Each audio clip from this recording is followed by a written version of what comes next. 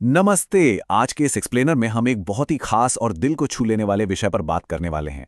आज हम डिकोड करेंगे लेखक स्वयं प्रकाश जी की बेहद मशहूर कहानी नेताजी का चश्मा। ये कहानी ना सिर्फ एक कहानी नहीं है, बल्कि ये एक बहुत ही खूबसूरत रिमाइंडर है कि असल में सच्ची देशभक्ति होती क्या है।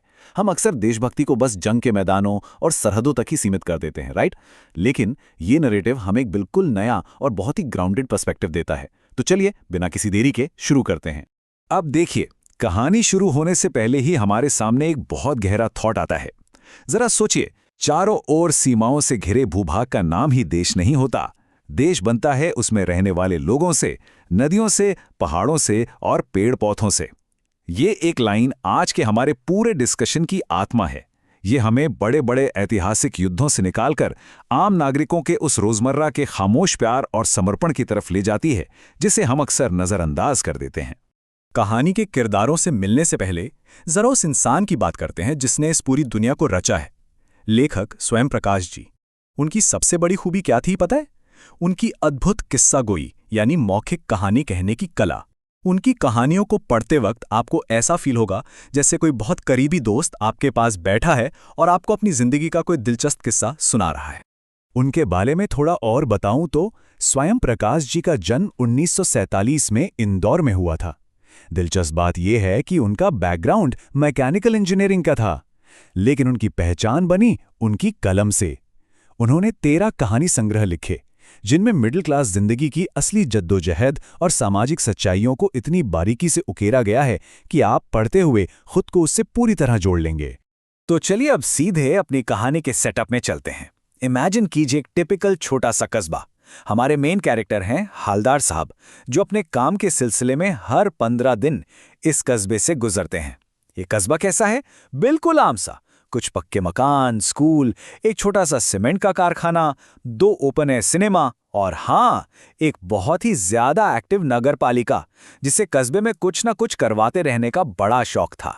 अब इसी नगर पालिका ने एक दिन कस्बे के मेन चौराहे पर नेताजी सुभाष चंद्र बोस की एक संगमरमर की मूर्ति लगवा दी। मूर्ति वाकई बहुत शानदार थी। नेताजी अपनी फौजी वर्दी में एकदम जीवंत लग रहे थे। लेकिन उस मूर्ति में एक बहुत बड़ी गड़बड़ थी।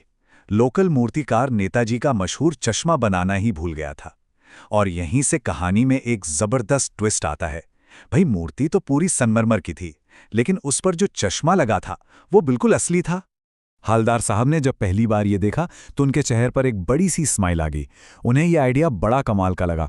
लेकिन असली हैरानी तो तब हुई जब हालदार साहब ने नोटिस किया कि वो जितनी बार भी वहां से गुजरते, नेताजी का चश्मा बदला हुआ होता। कभी चौकोर फ्रेम तो कभी गोल तारों वाला।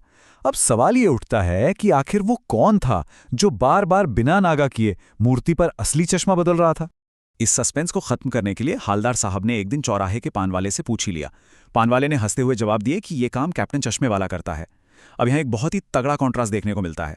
एक तरफ वो पान वाला है जो कैप्टन का मजाक उड़ाते हुए कहता है, वो लंगड़ा के आ जाएगा फौज में, पागल है पागल। और दूसरी तरफ हालदार साहब हैं, जिनके मन में इस बात को सुनकर उस चश्मे वाले के लिए गहरा और खामोश सम्मान पैदा हो जाता है।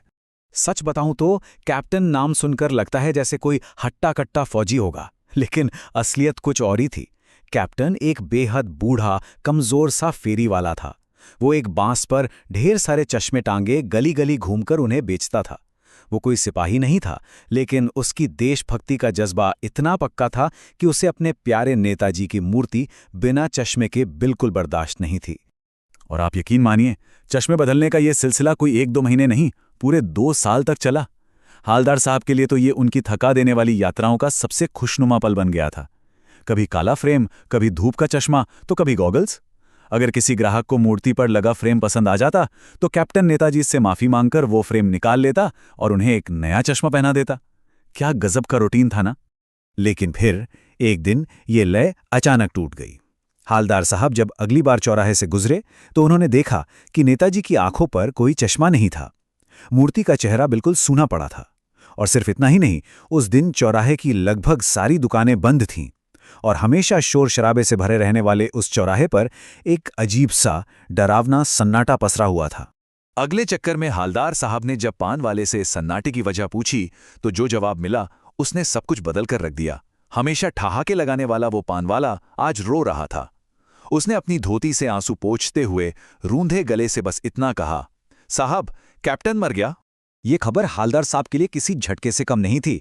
वो बहुत उदास हो गए। उनके मन में बार बार यही सवाल गूंजने लगा कि आखिर उस देश का भविष्य क्या होगा जहां लोग उन लोगों का मजाक उड़ाते हैं जो अपनी पूरी जिंदगी, अपनी जवानी और अपना सब कुछ देश के नाम कर देते हैं। कैप्टन जैसे सच्चे देशभक्त पर हंसने वाले समाज को देखकर उन्हें सच में बहुत निराशा हुई। 15 दिन बाद काम के सिलसिले में उन्हें फिर से उसी कस्बे से होकर जाना था, पर सच कहूं तो अंदर से वो बहुत डरे हुए थे।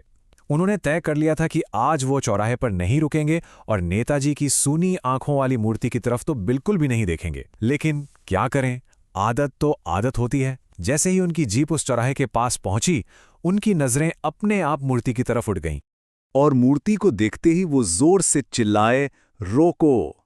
जीप अभी रुकी भी नहीं थी कि वो कूद पड़े और सीधे मूर्ति के सामने जाकर अटेंशन में खड़े हो गए। उनकी आंखों से आंसू छलक पड़े थे। उन्होंने देखा कि नेताजी की आंखों पर एक छोटा सा चश्मा रखा हुआ था, लेकिन इस बार ये कोई शीशे या तार का चश्मा नहीं था, बल्कि सरकंडे से बना हुआ एक बहुत ही साधारण सा चश्मा था, बिल्कुल वैसा ही जैसा छोटे बच्चे खेल खेल में बना लेते हैं। अब आते हैं इस कहानी के सबसे अहम हिस्से पर, यानी इसके सेंट्रल थीम पर।